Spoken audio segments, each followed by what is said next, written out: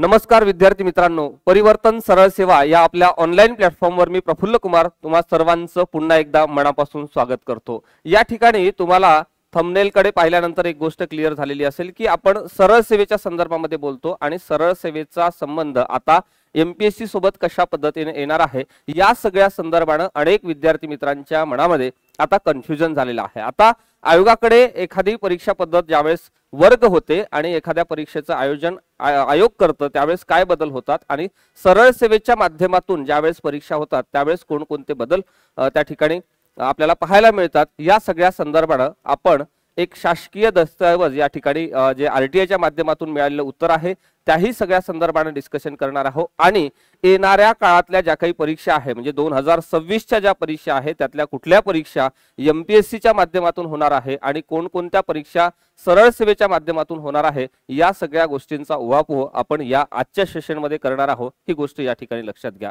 हा संपूर्ण भाग एक आपण पुढच्या 10-15 मिनिटांमध्ये समजून घेण्याचा प्रयत्न करू आणि सरते शेवटी जरी तुमचे हा सगळा सेशन नंतरही मला असं वाटते की तुमचा एकही प्रश्न त्या ठिकाणी क्लिअर झाला नाही असं राहणार नाही आणि तरी देखील तुमचे प्रश्न असतील तर मला कमेंटच्या माध्यमातून विचारण्याचा निश्चितपणे त्या ठिकाणी प्रयत्न करा। आता जे काही नवीन मंडळी असेल त्यांनी या सगळ्या परिवर्तन सेवेला पहिल्यांदाच जुळलेले आहे त्यांनी निश्चितपणे सबस्क्राइब करून ठेवा जेणेकरून ज्यावेळेस ही अपडेट येईल त्यावेळेस तुम्हाला त्याचं नोटिफिकेशन त्याच वेळेमध्ये येईल जेणेकरून ते अपडेट्स तुमच्याकडून काय होणार नाही मिस होणार नाही ही गोष्ट या ठिकाणी लक्षात घ्या।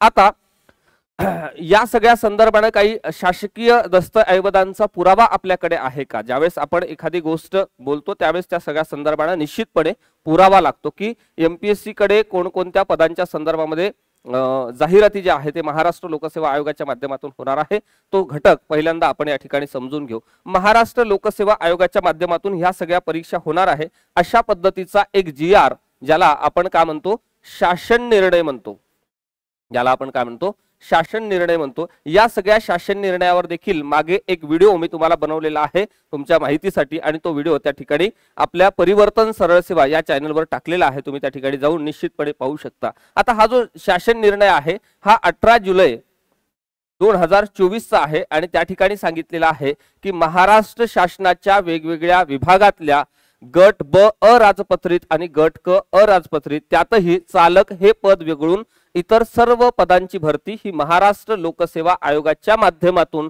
टप्प्याटप्प्याने होणार आहे म्हणजे स्टेप बाय स्टेप होणार आहे अशा पद्धतीचा तो शासन निर्णय हा 18 जुलै 2024 च्या संदर्भातला आहे। ही गोष्ट या ठिकाणी लक्षात घ्या। आपल्या टेलिग्राम चॅनलवर देखील हा शासन निर्णय टाकलेला आहे, तुम्ही सर्च करा आणि तो पूर्ण वाचून घ्या।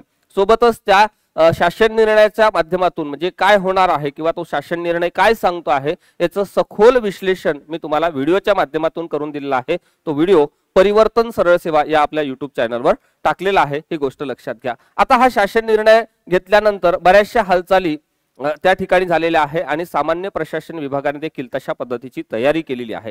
मात्र या सगळ्या संदर्भात जी समन्वय समिती आहे व्ही राधा यांच्या मार्गदर्शनाखाली ती समिती काम करते आहे आणि त्या समितीचा अजूनही फायनली रिपोर्ट आलेला नाही।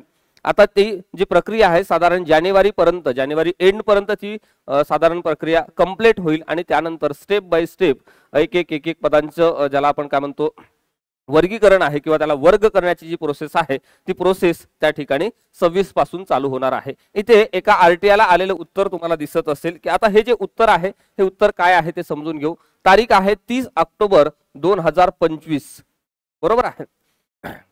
30 ऑक्टोबर 2025 चं हे उत्तर आहे, सामान्य प्रशासन विभागाने दिलेलं उत्तर आहे आणि या उत्तरामध्ये सांगितलेलं आहे की जो जीआर दिलेला आहे त्या जीआरचा देखील या ठिकाणी उल्लेख केलेला आहे। 2026 पासून ही जी काही सगळी पदं आहे ही सगळी पदं टप्प्याटप्प्याने वाहन चालक हे पद वगळून 18 जुलै 2024 च्या जीआरचाही या ठिकाणी उल्लेख केलेला आहे आणि ही सगळी पदं एमपीएससी च्या माध्यमातून भरली जाणार आहे अशा पद्धतीचा उल्लेख यामध्ये केलेला आहे। मात्र हे सगळं वर्गीकरण करत असताना या सगळ्या पदांच्या संदर्भामध्ये वर्गीकरण करत असताना त्यातली कोणती पदं आपण महाराष्ट्र लोकसेवा आयोगाच्या माध्यमातून भरली जाणार आहे आणि कोणती पदं टीसीएस आयबीपीएस किंवा इतर यंत्रणांच्या माध्यमातून भरली जाणार आहे या सगळ्या संदर्भामध्ये एक महत्त्वाचं सेंटेन्स या ठिकाणी दिलेलं आहे। आता यामध्ये सांगितलेलं आहे की महानगरपालिका आणि जिल्हा परिषदेमधील पदांचा समावेश यामध्ये केला जाणार नाही, म्हणजे या जीआरला हा सगळा घटक काय असणार आहे, अपवाद असणार आहे, ही गोष्ट लक्षात घ्या. आता सध्या स्थितीमध्ये आपण जर पाहिलं तर महानगरपालिकेच्या परीक्षा चालू आहे.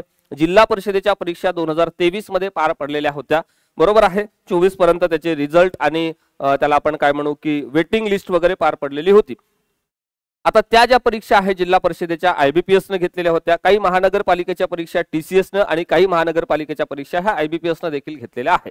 मात्र पुढच्या वर्षीपासून म्हणजे 2026 पासून हे जी काही पदं आहे, महानगरपालिकेची पदं आणि जिल्हा परिषदेची जी पदं आहे, ही पदं महाराष्ट्र लोकसेवा आयोगाच्या माध्यमातून भरली जाणार नाही. इतर विभागाची जी इतर पदं आहे ती सगळी पदं टप्प्याटप्प्यानं ज्या पदांना महाराष्ट्र लोकसेवा आयोग होकार देतील ती सगळी पदं 26 पासून आपल्याला MPSCच्या माध्यमातून भरताना त्या ठिकाणी पाहायला मिळणार आहे. एक गोष्ट या ठिकाणी लक्षात घ्या. आता एक बेसिक फरक आपण या ठिकाणी समजून घेऊ.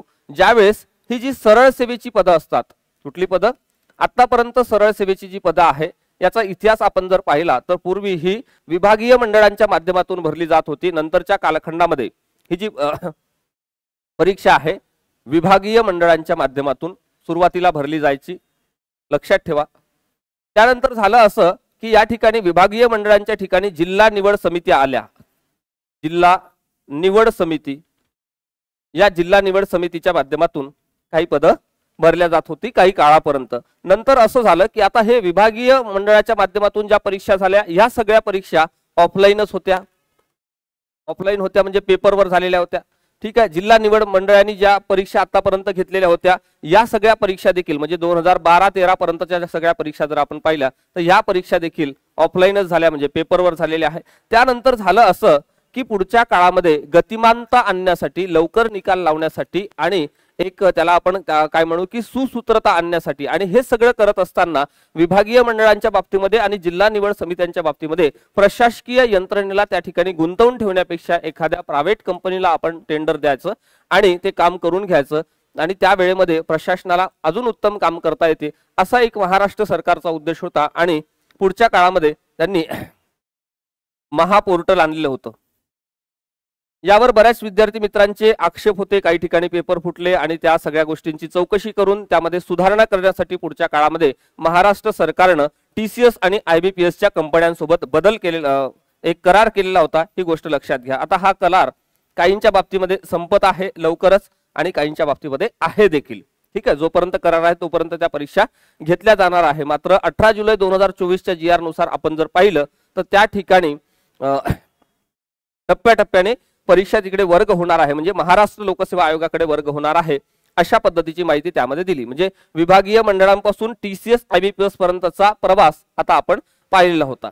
आता इथून पुढे काय झालं की आता हा जो 18 जुलै 2024चा निर्णय आहे त्या निर्णयानुसार काही पदं MPSC कडे जाणार आहे. अजूनही कोणती पदं जाणार आहे यावर प्रश्नचिन्ह तयार झालेला आहे. म्हणजे अजून आपल्याला क्लिअरली माहित नाहीये की कोणकोणती पदं त्या ठिकाणी महाराष्ट्र लोकसेवा आयोगाच्या माध्यमातून सरळ सेवेची भरली जाणार आहे हे आपल्याला अजून माहिती नाही. म्हणजे विभागीय मंडळानंतर जिल्हा निवड समिती, त्यानंतर महापोर्टल, त्यानंतर TCS IBPS आणि आता प्रश्न आपल्याला पडलेला आहे की महाराष्ट्र लोकसेवा आयोगाच्या माध्यमातून ही सगळी पदं भरली जाणार आहे. आता आपण तुलनात्मक फरक समजून घेऊ की या सगळ्या प्रवासामध्ये या सगळ्या शासकीय कर्मचाऱ्यांची भरती प्रक्रिया कशा पद्धतीने राबवल्या जात होती. आता इथे ज्यावेळेस विभागीय मंडळांच्या बाबतीमध्ये जर आपण पाहिलं तर ह्या भरत्या काही दरवर्षी होत नव्हत्या, ठराविक काळानंतर होत होत्या आणि निकाल लागायला देखील उशीर होत होता. नंतर त्यामध्ये बदल करून याचं विभागणी केली आणि जिल्हा निवड समित्या स्थापन केल्या. इथे थोडीशी गतिमानता आली.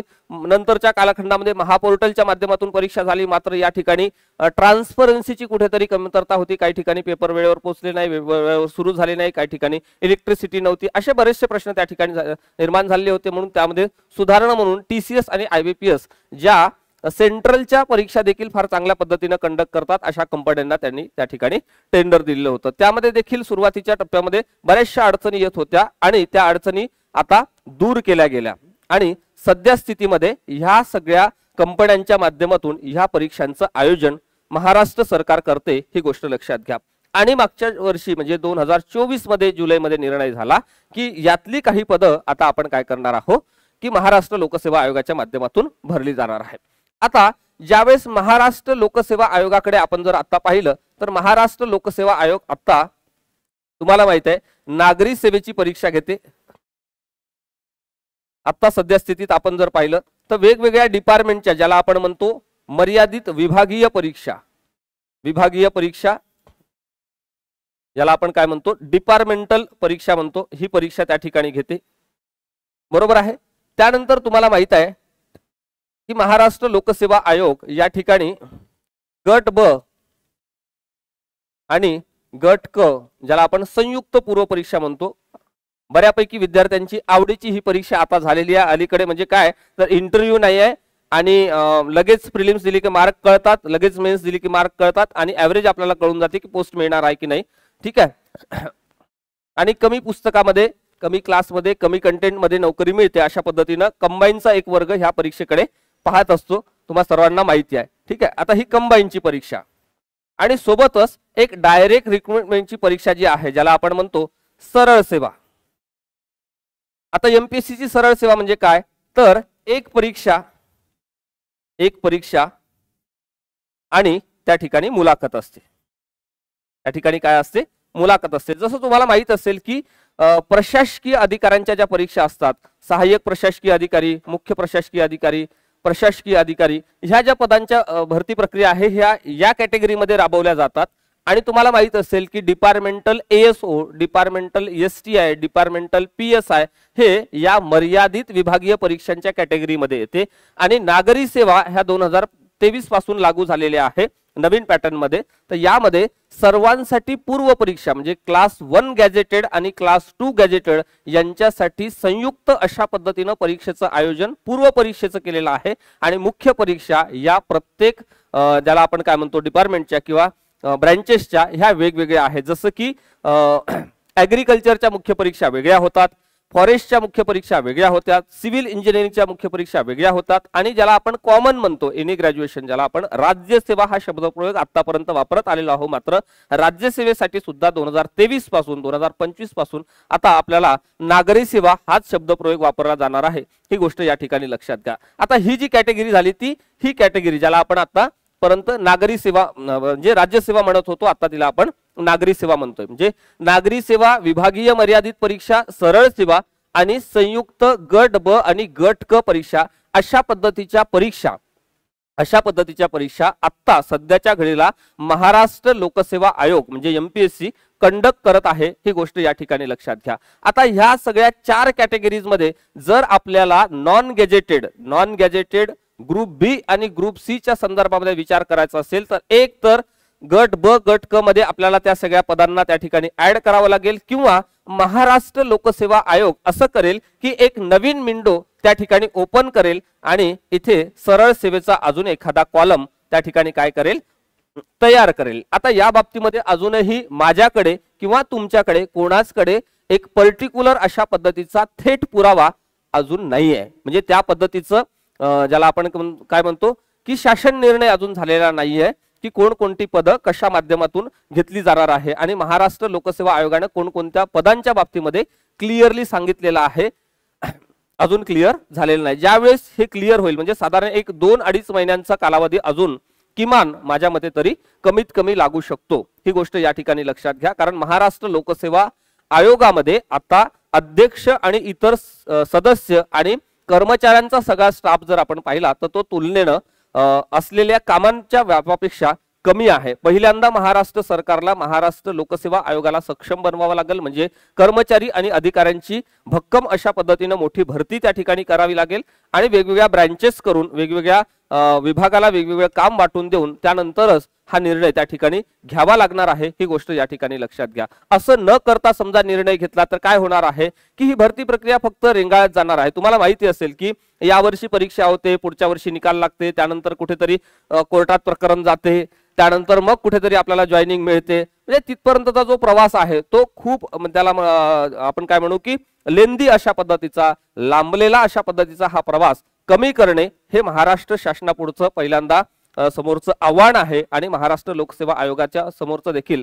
ते आव्हान आहे, ही गोष्ट या ठिकाणी लक्षात घ्या. मात्र महाराष्ट्र लोकसेवा आयोगाने मागणी केल्यानंतर मध्यंतरी महाराष्ट्र सरकार ह्या सगळ्या पदांच्या भरतीच्या बाबतीमध्ये सकारात्मक होतं आणि येणाऱ्या काळामध्ये MPSC मध्ये देखील म्हणजे महाराष्ट्र लोकसेवा आयोगामध्ये देखील पहिल्यांदा कर्मचारी आणि अधिकाऱ्यांची भरती होईल, त्यानंतरच हा निर्णय होणार आहे, ही गोष्ट या ठिकाणी लक्षात घ्या. म्हणजे तुम्हाला एक क्लिअर झालेलं असेल की या ज्या महाराष्ट्र शासनाच्या विविध विभागामध्ये ज्या काही भरती प्रक्रिया आहेत त्या कशा पद्धतीने आतापर्यंत राबवल्या जात होत्या आणि पुढच्याही काळामध्ये कशा पद्धतीने या सगळ्या भरती प्रक्रिया राबवल्या जाणार आहे याचं एक क्लिअर अशा पद्धतीचं ज्याला आपण म्हणतो रोडमॅप आहे ते तुम्हाला क्लिअर झालं पाहिजे आणि तुम्हाला एक ज्याला आपण टाइमलाईन म्हणू किंवा सरळ रेषा जे म्हणू ते तुम्हाला क्लिअर झाली पाहिजे. या उद्देशानंच खऱ्या अर्थानं हे सगळं विश्लेषण मी तुम्हाला या ठिकाणी करून दिलेलं आहे. म्हणजे आतापर्यंतचा प्रवास असा होता. पुढे जर प्रवास हा झाला चेंज झाला तर एक तर या ग्रुप बी ग्रुप सी च्या कॅटेगरीमध्ये ही सगळी पदं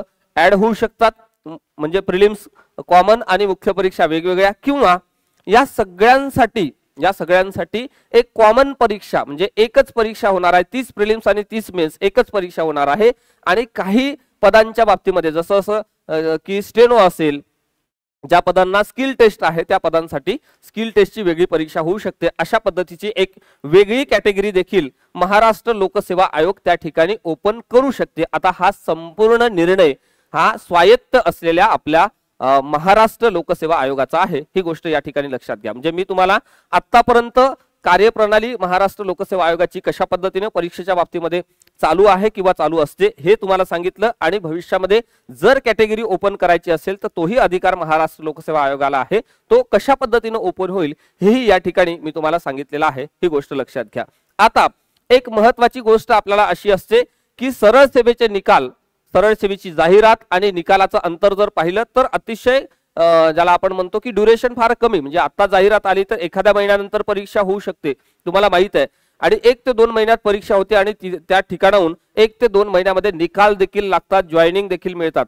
मध्यंतरी आदिवासी विकास विभागाची परीक्षा झाली, काही पदांचे निकाल लागले आणि तिथून 15 दिवसात सुद्धा त्यांना जॉईनिंग मिळालेली आहे, काही लोकांना 10 दिवसात जॉईनिंग मिळालेली आहे, असं देखील झालेलं आहे. मात्र हे कुठे झालं, ज्यावेळेस सरळ सेवा ह्या IBPS आणि TCS च्या माध्यमातून होत होत्या किंवा त्यापूर्वीच्या म्हणजे जिल्हा निवड समितीच्या माध्यमातून होत होत्या तिथपर्यंतच आहे.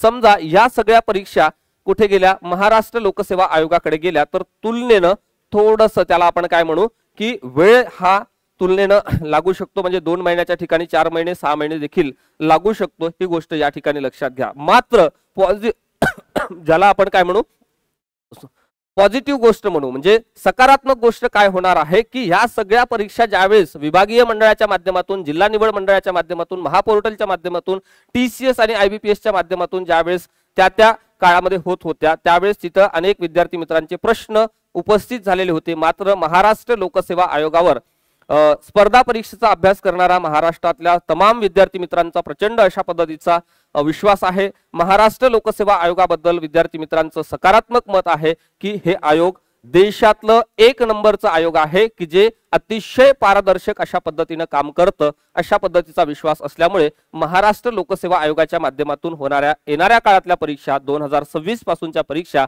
या पूर्णतः ज्याला आपण काय म्हणतो पारदर्शक पद्धतीने पार पडणार आहे, ही गोष्ट या ठिकाणी लक्षात घ्या. पारदर्शक पद्धतीने परीक्षा पार पडणं हे देखील एक सरकार समोरचं एक मोठं काय म्हणू आपण चॅलेंजेस असणार आहे, ही गोष्ट या ठिकाणी लक्षात घ्या. मला असं वाटतं की हा जो त्या ठिकाणी मी तुम्हाला टेबल करून सांगितलेला आहे, या पार्ट नंतर तुम्हाला बऱ्यापैकी तुमचे जे काही प्रश्न आहेत ते आता क्लिअर झालेले आहे, ही गोष्ट लक्षात घ्या. यानंतरच्या भागामध्ये आपण हे पाहू की जर महाराष्ट्र लोकसेवा आयोगाच्या माध्यमातून विविध पदांची परीक्षा झाली तर प्रश्नपत्रिकेचं साधारण स्वरूप कशा पद्धतीचं असेल, आपल्याला त्या घटकामध्ये किंवा त्या पदांच्या साठी अभ्यास करत असताना किमान किती विषय असतील किंवा कोणकोणते विषय असे आहे की जे अनिवार्य आहे.